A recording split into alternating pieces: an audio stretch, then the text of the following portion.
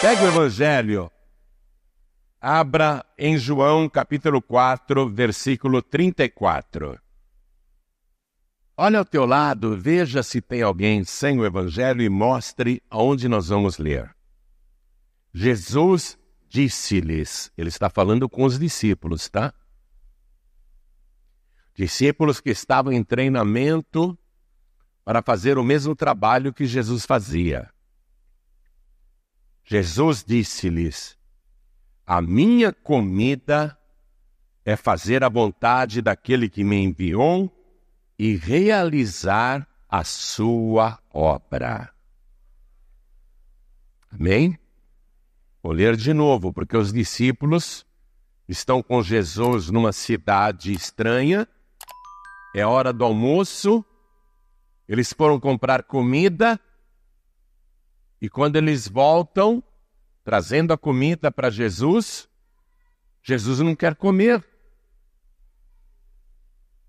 E os discípulos ficam insistindo, Rabi, come, come. E aí ele disse essas palavras, a minha comida é fazer a vontade daquele que me enviou e realizar a sua obra. Alguém fica sem comer? Fala sério. Você aguenta ficar o resto da sua vida sem comer? Todos nós precisamos comer. E é uma necessidade diária. Você pode fazer um belo de um almoço, se empanturrar, de não aguentar ver o prato ali, a comida na mesa, falar, tira a comida da minha frente que eu não aguento mais comer. Tá vendo? Não tem enjoo ver tanta comida aí? Já comi muito. Isso na hora do almoço. Quando dá 7, 8 horas da noite, você está querendo comer de novo. Hein? Poucas horas atrás você estava enfastiado. Agora de novo precisa comer. É uma necessidade diária. Está pegando a coisa? E permanente em vários horários, de manhã, tarde e à noite. Todo dia. E Jesus está relacionando isso com a vontade do Pai, que é que cada pessoa, e no caso aqui Jesus, faça a sua obra. Agora, se Deus já criou os céus e a terra, está tudo pronto e funcionando, qual é a obra que Deus está interessado? Qual é a obra que Deus está interessado e que consumia Jesus diariamente, o tempo todo, como se fosse uma necessidade de comida? Café da manhã, almoço e jantar. Ele tinha mais necessidade de fazer a vontade do Pai, que é a sua obra, do que comer o alimento diário, 3 vezes ao dia. Então eu vou ler mais uma vez e você repete em seguida. Vamos lá. Jesus disse-lhes, a minha comida é fazer a vontade daquele que me enviou e realizar a sua obra. Se está tudo pronto, a terra funcionando perfeitamente, Deus já fez tudo, a que obra que Jesus está se referindo, que é a vontade urgente do Pai? E que Jesus deixa até comida de lado para realizar a obra que é da vontade do Pai. Que obra é essa? Evangelizar. Pregar a palavra. Ganhar almas. Arrancar vidas das mãos sujas do diabo e entregá-las no colo de Jesus Cristo, para que sejam lavadas, remidas, transformadas, libertadas e principalmente salvas. Essa é a vontade do Pai. E era isso que consumia Jesus. O seu apetite diário por pregar a palavra. Está pegando a coisa? E ele está ensinando isso para os discípulos que naquele momento não sabiam. Veja, versículo 32. Jesus falando com eles: uma comida tenho para comer que vós não conheceis. Eles ainda não conheciam essa comida. Essa comida que Jesus está afirmando. Eles não conheciam. Estavam convivendo com Jesus, mas ainda não tinham se dado conta de que evangelizar, pregar e salvar era mais urgente do que qualquer outra atividade diária. Por isso que eu fico triste quando um pastor trabalha só 3 vezes por semana e descansa segunda, terça, quinta e sábado. Ele mais descansa do que trabalha. Porque ele ainda não conhece essa comida que o Senhor Jesus conhecia muito bem. Uma comida eu tenho para comer que vós não conheceis. Os discípulos vão conhecer, eles vão aprender. Mas agora é Jesus que está ensinando e ele vai nos ensinar também. Quem crê que Jesus disse essas palavras, levante assim as mãos. E eu vou perguntar uma coisa para você. Qual é a importância de uma única alma? Essa pergunta eu quero que fique martelando na tua cabeça. Um pastor estava de manhã na igreja. Era terça-feira. Mas ele estava lá no gabinete. Aí o seu telefone tocou. Ele atendeu. E um homem do outro lado da linha se identificou como o assessor do homem mais rico da cidade. E o assessor por telefone disse para o pastor: pastor, o meu patrão te ouve sempre no rádio. Ele gosta demais da sua pregação. Porém, ele está bem debilitado e doente. Ele me pediu para entrar em contato para ver a possibilidade de o senhor vir aqui na sua residência e orar pelo meu patrão. Inclusive, ele gostaria que o senhor fizesse isso ainda hoje e viesse na hora do almoço para almoçar com ele. Quando o pastor ouviu isso pelo telefone, o coração dele disparou. O homem mais rico da cidade é meu ouvinte na rádio? E quer que eu vá até a casa dele para orar? O coração do pastor foi para 120 batimentos por minuto. Ele ficou entusiasmado e disse para o assessor: Claro, eu vou visitar, me passa o endereço, mas olha, eu não vou na hora do almoço não. Eu vou logo após o almoço. E nisso o pastor acertou, viu? Quando você for fazer uma visita pastoral, seja para um doente ou para um membro, ou para uma família, nunca vá nem na hora do almoço, nunca vá nem na hora da janta, tá bom? Não vá, mesmo que você esteja morrendo de fome, mesmo que você não tenha comido nada naquele dia, mas a tua comida não está na mesa de quem você vai visitar. A tua comida é essa aqui, ó. É fazer a vontade do Pai e realizar a sua obra. Aí o pastor acertou, falou: olha, eu vou depois do almoço, pode ser 2h30? Ah, tá bom, então eu aviso o meu patrão. Anota o endereço, pastor, e passou para o pastor o endereço. Endereço num prédio bem bonito em Ipanema. Prédio imponente, elegante, no estilo mediterrâneo. E o homem mais rico morava na cobertura. Quando o pastor parou em frente ao prédio, falou: puxa, olha só, esse homem me ouve. O assessor já estava esperando na portaria e conduziu o pastor até a cobertura. Quando a porta do elevador abriu, o pastor ficou deslumbrado. Ele nunca viu uma sala tão grande e tão luxuosa, toda decorada com obras de arte.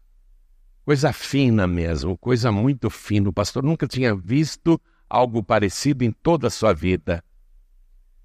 Ele ficou mais emocionado ainda. O homem é realmente muito rico e é meu ouvinte e quer a minha oração. Ah, se esse homem se tornar membro da minha igreja, vai ser muito bom. Então, quando o pastor entrou, o dono, o homem mais rico, já estava aguardando também, bem debilitado, fraquinho, dava para ver que ele estava doente. Ele se sentiu honrado, cumprimentou o pastor com alegria. Poxa, pastor, o senhor não quis almoçar comigo hoje? Não, não é. É que eu tinha outros afazeres. Mas me conta o que foi que aconteceu. E o homem foi falando. Aí o pastor disse assim, olha, eu vou orar para que o Senhor te dê saúde. E se o senhor quiser, eu posso vir toda semana para fazer aqui um curso de discipulado. Eu posso trazer estudos bíblicos para o senhor aqui na sua casa. E o homem rico agradeceu muito e aceitou a proposta. O pastor orou com bastante fé, sabe aquela oração que ressuscita até mortes? O pastor queria impressionar. E de fato impressionou. E se despediu, voltou para a igreja, entusiasmado. Ele vinha sonhando no caminho. Ah, se esse homem se tornar membro da minha igreja. E ele entra outra vez no seu gabinete pastoral. Ele está lá arrumando os livros, arrumando as gavetas. Batem a porta. Era um diácono. Ô, pastor, com licença. Pois não, irmão, o que você deseja? Sabe o que é, pastor? Eu moro aqui no Morro do Alemão, no Complexo do Alemão. E eu tenho um vizinho, um senhorzinho que mora sozinho. E ele é teu ouvinte na rádio. Ele gosta muito da sua pregação. E eu evangelizo ele, eu prego para ele, mas ele gostaria muito. O sonho dele é que o senhor vá fazer uma visita, porque ele não consegue andar. O sonho dele é que o senhor vá até o barraquinho e faça uma oração por ele. Aí o pastor disse para o diácono, meu filho, eu sou um homem muito ocupado.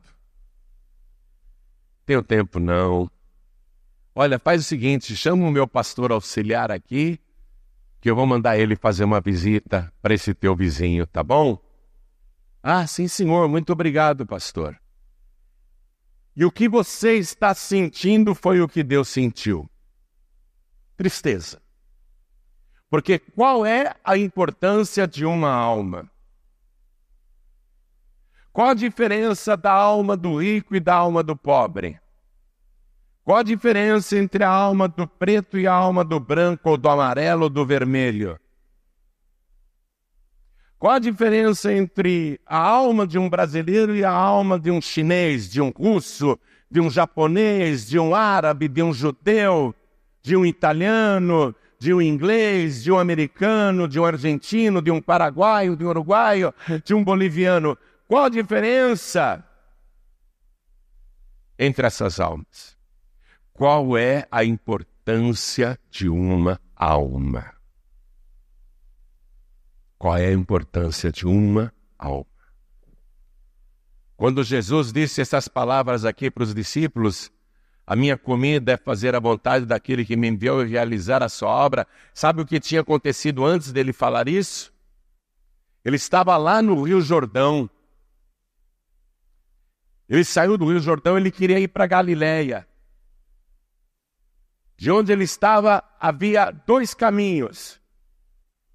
Um mais longo, que evitava o território dos samaritanos e demorava 4 ou 5 dias, dependendo da velocidade de quem caminhava, para chegar na Galileia.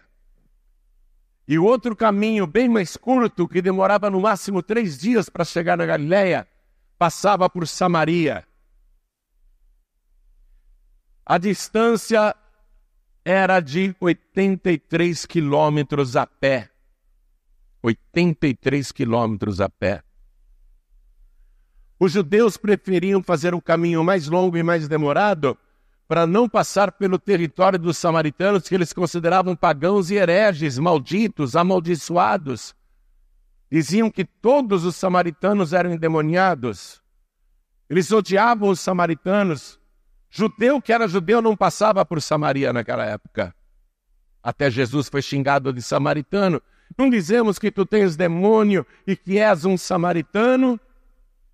Ser samaritano naquela época era pertencer à pior classe social em Israel.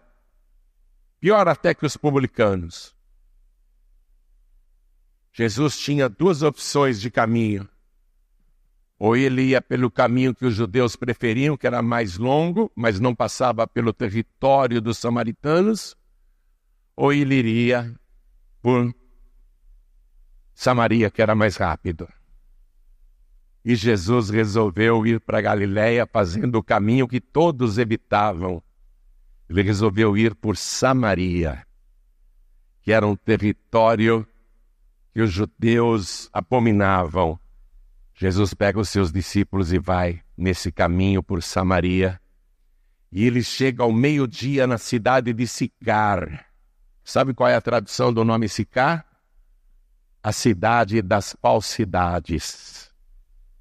Ele chega lá em Sicar, perto do poço de Jacó. E ele vai até o poço de Jacó porque ele está com muita sede. O sol do meio-dia queima para valer. É mais quente que Teresina. E ele está com sede. Mas na verdade, assim como a comida dele era fazer a vontade do Pai, realizar essa obra, a água que ele amava, a água que ele prezava, não era água de poço, não. Jesus tinha outra sede. Sede de ganhar almas. Mesmo que fosse uma única alma. E ele está ali por causa de uma única alma. É claro que ele tem sede e quer beber água do poço de Jacó. Mas ele sabe que daqui a pouquinho vai chegar uma mulher ali de má fama, que vive amaziada com o sexto marido, que não é marido, é concubino. Jesus está esperando essa mulher que vai, no pior horário do dia, tirar água, porque ninguém tirava água nesse horário, e ela não gostava de cruzar com as outras mulheres, porque faziam muita fofoca sobre a vida particular dela. Ela preferia ir num horário que não tinha ninguém naquele poço. Mas Jesus estava lá, esperando por essa ilustre mulher. Uma mulher rejeitada por todos. E Jesus andou 83 quilômetros a pé debaixo daquele sol escaldante da Palestina por causa de uma única alma. Uma única alma. Uma alma. Qual é a importância de uma alma? Qual é a importância de uma alma? Claro que a gente gosta de pregar com a igreja lotada, hein? Todo pastor gosta de pregar com a igreja lotada. A multidão eletriza. A multidão emociona. Empolga. Todo pregador quer fazer uma reunião lotada, cheia de gente, com bastante gente. E com uma ou duas pessoas ele manda um auxiliar fazer. Ele manda uma diaconisa fazer uma oração. Ou então ele manda até um auxiliar dispensar a pessoa, porque veio só uma visita na igreja, quarta-feira de manhã, quinta-feira de manhã, uma única visita. Qual é a importância de uma alma? Nós já tivemos um pastor que de manhã ele ficava na porta da igreja, vinha pouca gente, e ele ficava na porta da igreja para dizer para as pessoas que chegavam, as pouquíssimas que chegavam, hoje não vai ter culto não, pode ir embora, pode ir para casa. Qual é a importância de uma única alma? a importância de uma única alma. Jesus está ali por causa de uma única alma, e é uma alma de má fama. Alguém poderia dizer, essa pessoa não vale a pena perder tempo com ela, essa mulher é de má fama. Jesus vai perder tempo com ela. E no entanto, Jesus esperou que ela chegasse, e com uma inteligência espiritual extraordinária, Jesus pede água para ela. E ela leva um susto. Como é que o senhor fala comigo? Porque eu sou samaritana. E judeus e samaritanos não se falavam. E eu sou mulher, o senhor está falando comigo em público? Isso não era usual. Ela questiona. Como que o senhor, sendo judeu, fala comigo que sou mulher e samaritana? E Jesus diz para ela, mulher, se você soubesse quem eu sou,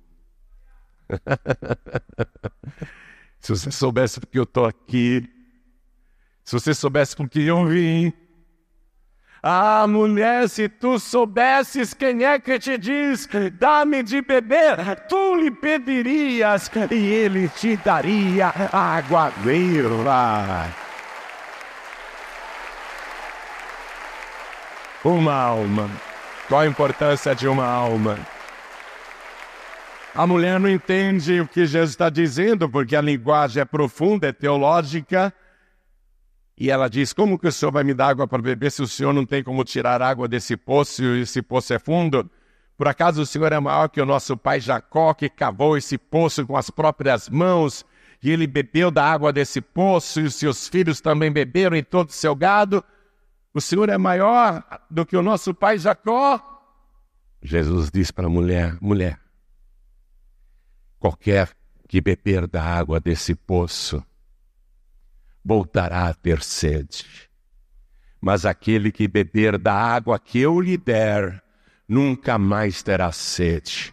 Porque a água que eu lhe der, se fará dentro dela uma fonte de água viva que jorra para a eternidade, que jorra para a vida eterna. Senhor, me dá então dessa água, porque assim eu não preciso mais voltar aqui para pegar. Jesus diz, tá bom, chama o teu marido e vem cá. E ela fala, não tenho marido. Aí Jesus revela que conhece a vida dela, sabe com quem está falando.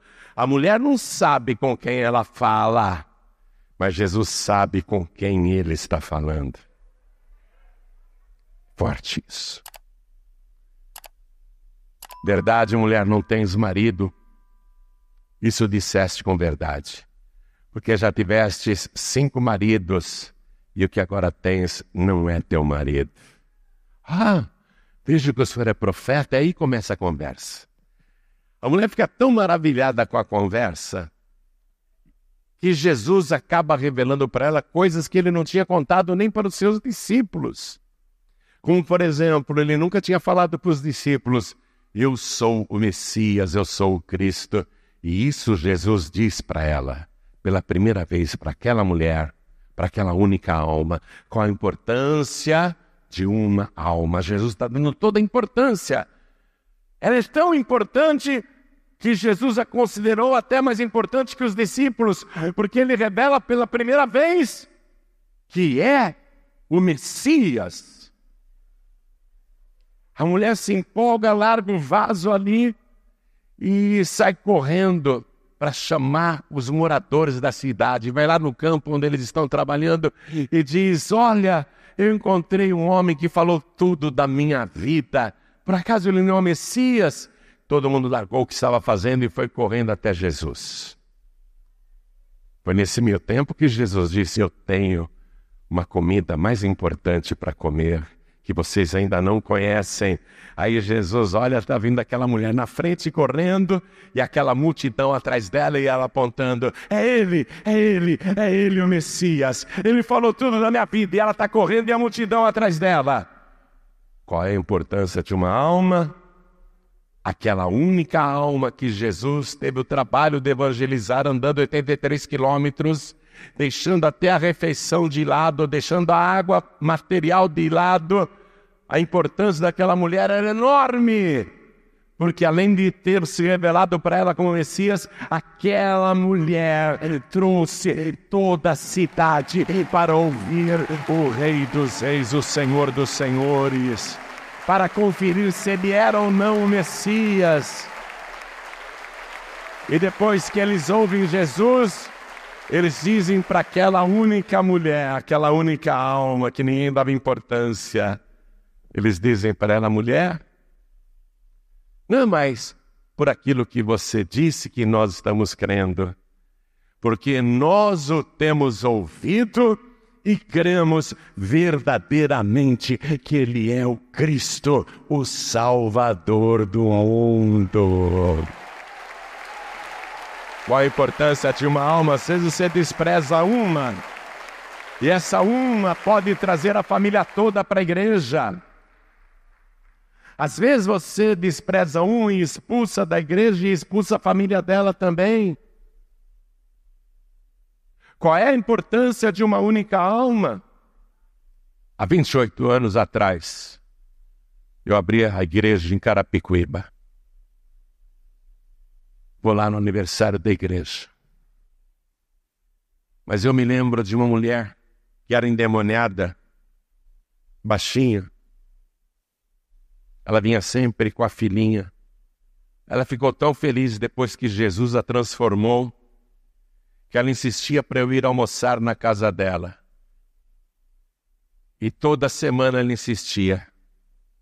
E eu sempre dava uma desculpa verdadeira, porque eu não podia mesmo. Até que, numa reunião, ela chegou e falou assim, no final da reunião: pastor, se o senhor não for almoçar na minha casa, nunca mais eu vou vir nessa igreja. Eu falei: tá pronto o almoço? Então, vou marcar aqui. Próximo domingo o senhor vai na minha casa. E deu o endereço. Era um barraco numa favela. Não tinha piso não. Era chão, era terra. Barraquinho bem humilde. Eu sentei à mesa, fiz uma oração. Aí ela serviu a comida. Macarronada, só macarrão, não tinha mistura, não tinha nada acompanhando, era só o macarrãozinho. E ela falou assim para mim: pastor, eu não tenho garfo nem faca aqui em casa. Eu como com a mão, tá? Eu falei: eu também. Já comeu macarrão com a mão? Escorrega que nem lesma. Mas você tem que dar valor para uma única alma. Seja rico, seja pobre, seja preto, seja branco, seja gordo, seja magro, seja jovem ou seja velho, você tem que dar valor para uma única alma. Pastor Daniel Palharim, que está em Portugal agora, estava na igreja um dia de manhã e o filho convenceu o pai com câncer a ir até a igreja. Ele não queria ir, até que um dia ele foi, e ele vai justo num dia de manhã com pouca gente na igreja.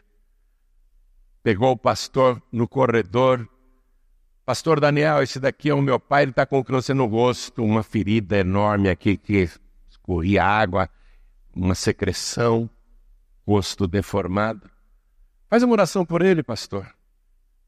De manhã, com pouca gente. Viu, às vezes você despreza uma reunião com pouca gente, uma reunião que não tem ninguém. Aí o pastor Daniel colocou a mão na ferida assim e orou. Quando ele tirou a mão, o sangue veio na mão dele. O sangue do rosto do homem veio na mão do pastor Daniel. Uma semana depois, o homem estava de volta na igreja. Não tinha mais câncer no rosto. Veio ele, a mulher, veio a nora, veio o filho, veio uma conhecida, veio um monte de gente. Qual a importância de uma alma, de uma única alma? Um dia Jesus falou assim para os discípulos: entrem no barco e vamos atravessar o mar, vamos para o outro lado. E Jesus estava cansado, viu? Mas ele resolveu fazer a travessia. Os discípulos foram remando, 13 quilômetros, a largura do mar da Galileia. Remando 13 quilômetros. Jesus, cansado, deitou lá atrás na popa e pegou no sono. O diabo sabia o que Jesus ia fazer do outro lado, e uma legião de demônios tenta afundar o barco com Jesus dentro. Se levanta uma tempestade furiosa e as ondas batem no barco e começam a enchê-lo. Os discípulos, que eram pescadores tarimbados, experientes, ficaram apavorados porque nunca viram uma tempestade como aquela. Eles ficaram cheios de medo. E Jesus lá atrás dormindo. Sabe por que Jesus não tinha medo de morrer ali afogado? Porque ele sabia que tinha dia, hora e modo de morrer. Não seria por afogamento. Uma vez eu peguei o avião com o pastor Joaquim Neto e ele tremia. Ô, pastor, por que você está tremendo? Eu morro de medo de avião, pastor. Eu estou passando mal. Eu falei, fica tranquilo, eu não vou morrer de acidente de avião. Aí ele acreditou, ficou em paz. E eu não vou morrer de acidente de avião, não. Jesus dormindo ali sossegado, os discípulos acordam o Senhor. Mestre, o senhor não está se dando conta que o barco vai afundar, que nós estamos perecendo? O barco está enchendo d'água. Jesus olha em volta, olha as nuvens, o vento. Dá até para imaginar os cabelos de Jesus, né? O vento espalhando, a veste chacoalhando. Jesus diz para o vento que o uivava: cala-te! E o vento, que estava tão valente, uivando tão alto, não dava mais um ruidinho sequer. Ele mandou calar a boca. Ele mandou me calar. O vento se calou na hora. As ondas ainda estavam agitadas, porque o vento levantava as águas. Jesus olhou para as águas. Aquieta-te!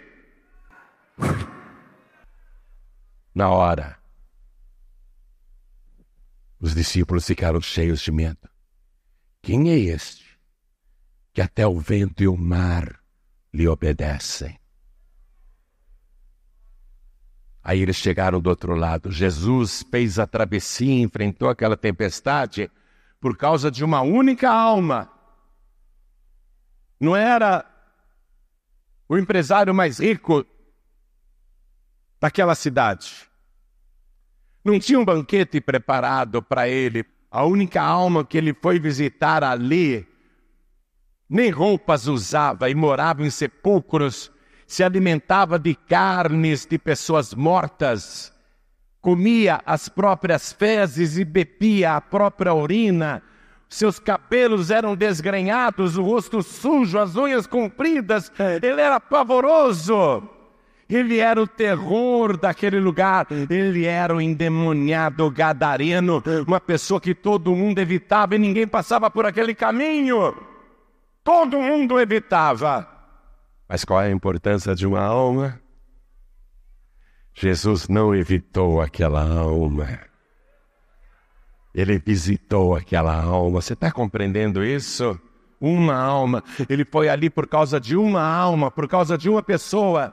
13 quilômetros atravessando o mar, enfrentando tempestades, dificuldades. Ele estava cansado. Às vezes você não quer fazer visitas porque está cansado, mas olha Jesus, cansado. Foi ali por causa de uma visita. Uma alma. Uma alma. Qual a importância de uma alma? Quando Jesus pôs os pés na praia, aquele endemoniado nu veio correndo, feroz, como se fosse atacar Jesus. Mas quando chegou perto, teve que dobrar os joelhos. Se prostrou diante de Jesus. E o demônio que estava nele disse: o que vieste fazer aqui? E Jesus mandou ele sair. Não nos manda embora. Qual é o teu nome? Legião, porque somos muitos. 6.000 demônios num único homem. 6.000 demônios. Quem daria importância para aquela alma? O inferno queria aquela alma, mas o inferno não pode se apropriar de uma alma que foi escolhida pelo nosso Senhor e Salvador Jesus Cristo. Nenhum demônio vai conseguir destruir a tua vida, porque você é escolhido de Deus.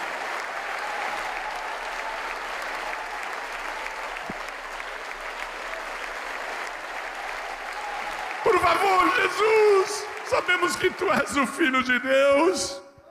Não nos mande para o abismo. Permita-nos entrar naqueles porcos. E tinha 2.000 porcos ali. Os samaritanos e também os gadarenos criavam porcos. Jesus disse: podem entrar.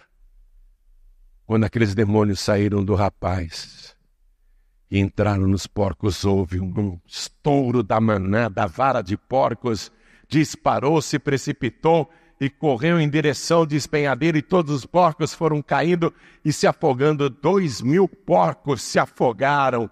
Um prejuízo de mais de $240 mil para o dono dos porcos. A cidade inteira correu para lá para ver o que era aquilo que tinha acontecido. E quando chegaram naquele lugar que todos evitavam, aquele lugar onde ninguém passava, eles viram Jesus. Jesus assentado, e aos pés de Jesus, vestido e com perfeito juízo, aquela alma preciosa, que ninguém dava nada, mas que Jesus foi ali para salvar. Uma única alma. E qual é a importância de uma alma?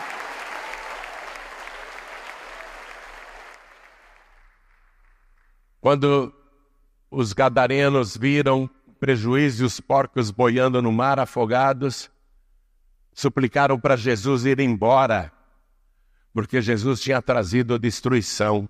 Eles não entenderam. E eles expulsaram Jesus dali, e é irônico saber isso. Que Jesus expulsou os demônios do gadareno, e os gadarenos da cidade expulsaram Jesus daquele lugar.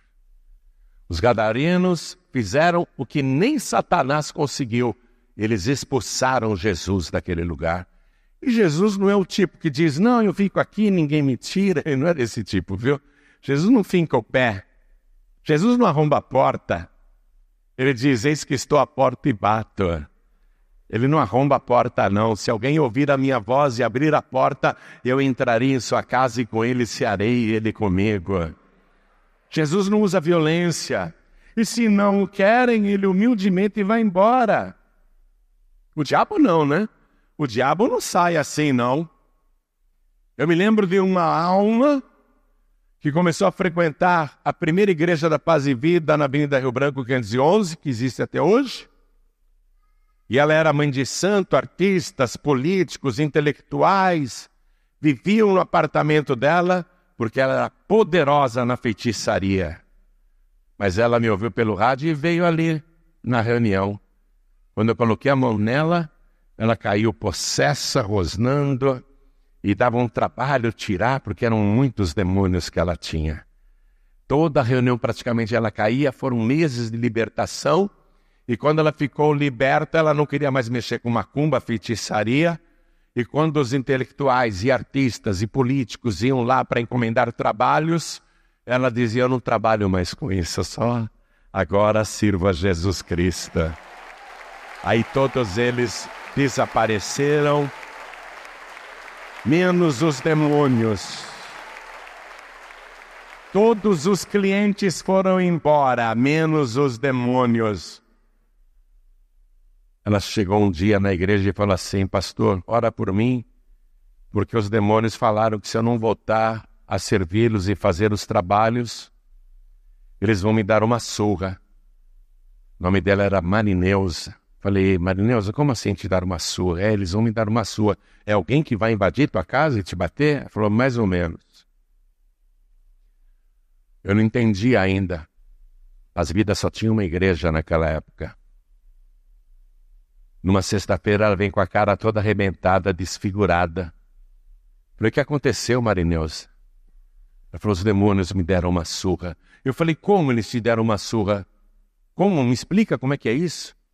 Eles entraram em mim e ficaram me jogando contra a parede, contra o guarda-roupa, e batendo minha cabeça na parede, e batendo minha cabeça no chão, e me batendo em tudo quanto era lugar. Eu fiquei assim. Foi aí que eu fiquei muito revoltado. Qual é a importância de uma alma? Ela estava querendo abandonar as trevas e servir a Jesus. Será que Jesus iria abandoná-la? Jesus a libertou definitivamente de todos os demônios, de todos os espíritos, e quem levou uma surra inesquecível foi o próprio Satanás. O diabo levou uma surra de Jesus. Porque ai de quem tocar nos meus ungidos.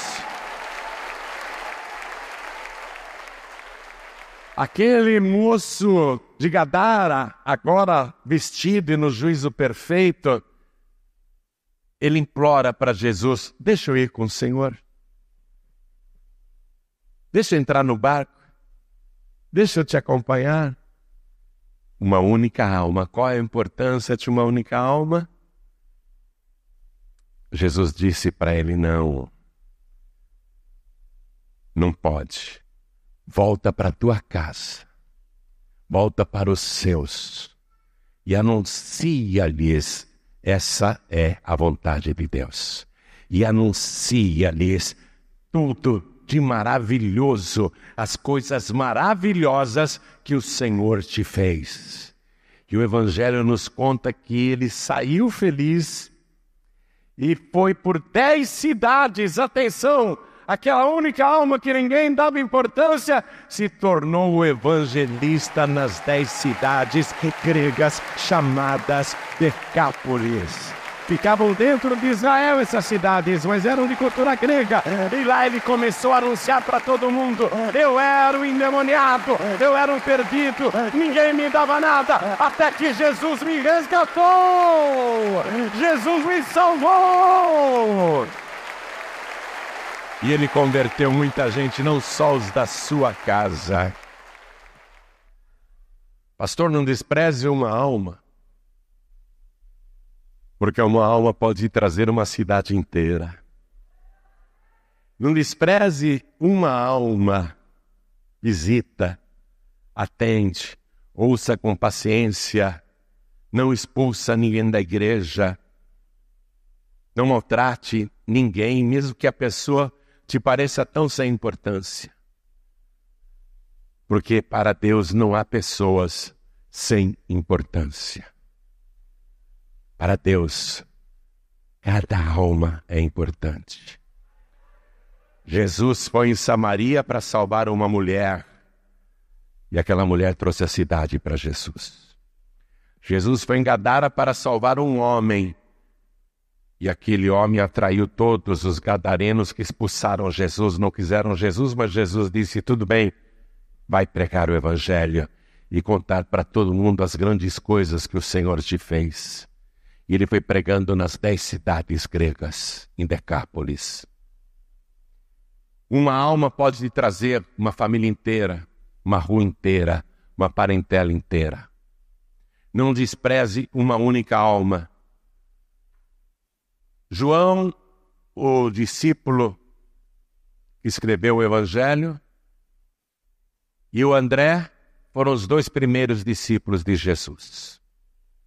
O André ficou tão maravilhado que ele chegou para o irmão dele, o Simão, e falou, nós encontramos o Messias, o Cristo. Eu quero conhecer, o Simão falou.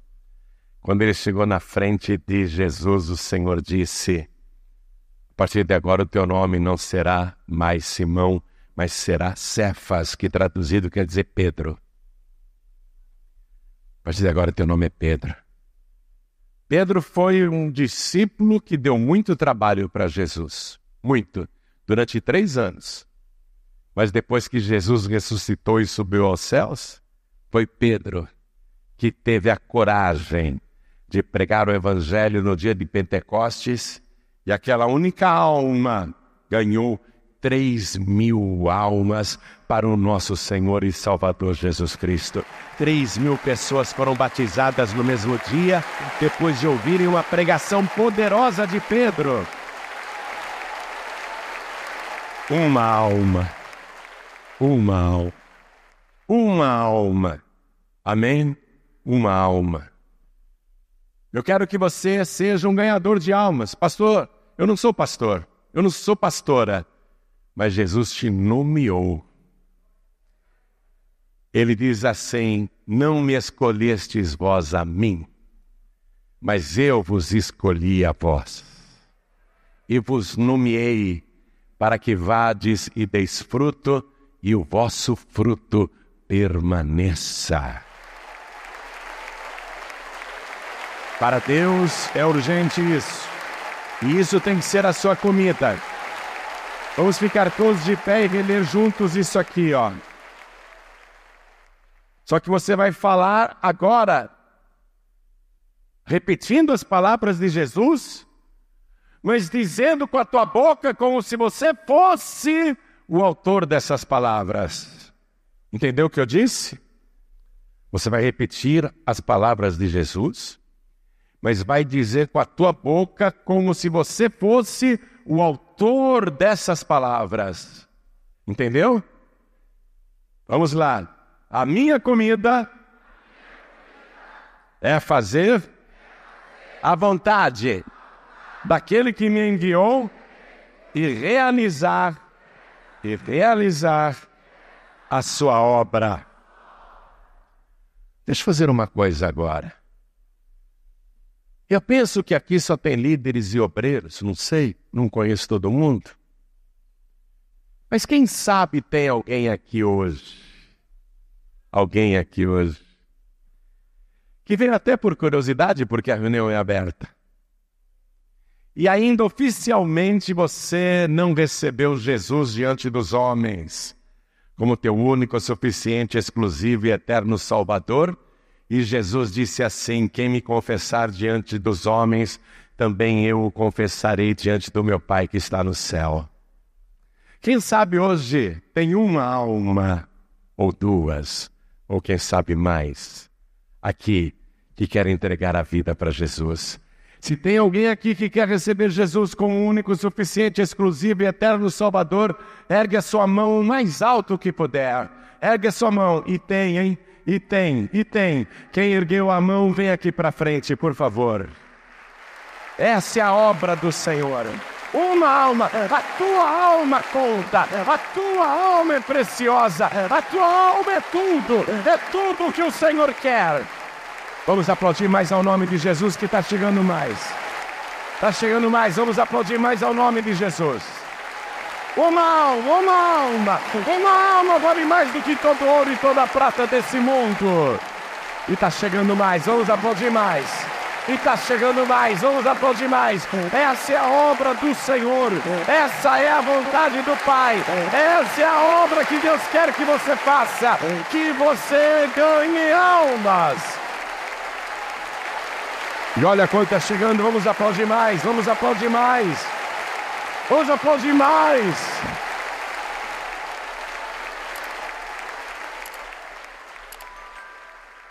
Quem sabe aqui vão surgir pregadores e pregadoras que vão ganhar a família, vão ganhar a rua, vão ganhar o bairro, vão ganhar a cidade, vão ganhar o país para Jesus. Eu quero chamar aqui os filhos pródigos e quem está fraco na fé. Pastor Joaíbe, eu quero voltar a sentir aquele fogo, aquela alegria do primeiro amor. Olha, isso vai acontecer agora, se você quiser. Sentir de novo a alegria do primeiro amor, a paixão pelas almas, a paixão pela obra, a vontade de realizar a obra. Isso vai acontecer agora, se você quiser. Pastor, eu ando frio na fé, sem vontade de orar, às vezes sem vontade de ler a palavra, às vezes eu não tenho vontade até de não ir na igreja, eu prefiro ficar em casa. Eu quero me renovar, eu quero renovo na minha vida, eu quero mais intimidade com Deus, eu quero mais comunhão com Deus. Eu quero sentir essa paixão que Jesus sentia, de Jesus dizer, a comida que eu tenho para comer, vocês ainda não conhecem, eu quero conhecer essa comida, eu quero sentir essa paixão que Jesus sentia pela obra do Pai. Então sai do teu lugar e vem aqui para frente, todos que querem, vem para cá, e vamos aplaudir ao Senhor Jesus. Venha. Quero falar com quem está me assistindo pela TV Feliz ou pelo youtube.com/joanribe. Quero falar com as pessoas que estão ouvindo pela Rádio Feliz ou pelo aplicativo da Feliz FM ou pelo podcast João Ribe ou em algum lugar. Você está me assistindo ou ouvindo. Quero falar com você. Quer entregar a vida para Jesus? Quer voltar para Jesus? Quer se fortalecer na fé? Quer se fortalecer na sua comunhão e na sua intimidade com o Senhor? Então, se ajoelha aí ao lado do teu televisor, ao lado do teu rádio, ao lado do teu computador, onde você estiver. E se não puder se ajoelhar, coloque a mão sobre o peito, na altura do coração, porque pode ser que você esteja dirigindo, ou esteja no hospital, imóvel, mas está ouvindo essa palavra e quer tudo isso. Então coloque a mão assim sobre o teu peito, na altura do coração, e nós vamos nos ajoelhar aqui diante do altar e peço que a igreja continue de pé. A igreja continue de pé e nós vamos nos ajoelhar diante do altar. E está chegando mais, vamos aplaudir o nome do Senhor. Cada vez chega mais. O reino é isso, o reino é isso. Essa é a obra de Deus. É isso que Deus quer que aconteça urgente aqui na terra. É essa obra que Ele quer que seja realizada e que você tem que realizar com mais prioridade do que a comida, do que a água, todo dia, todo dia, todo dia. Você que está de joelhos aqui ou à distância, ore assim comigo, meu Deus e meu Pai. A Tua palavra falou comigo e eu quero me render, me entregar totalmente ao Senhor, porque eu reconheço que o Senhor é o único, suficiente, exclusivo e eterno Salvador. Perdoa todos os meus pecados e escreve o meu nome no Teu santo livro, o livro da vida. E agora, junto com o perdão, me dá também a alegria do primeiro amor, a alegria da salvação. Me dá também esse alimento, esse desejo de realizar a Tua obra e fazer a Tua vontade. Eu quero mais intimidade com o Senhor. Faz isso agora, meu Deus. É para isso que eu coloco a minha vida no Teu altar e nas Tuas mãos, por Jesus Cristo, o meu único, suficiente, exclusivo e eterno Salvador, para todo sempre. Amém.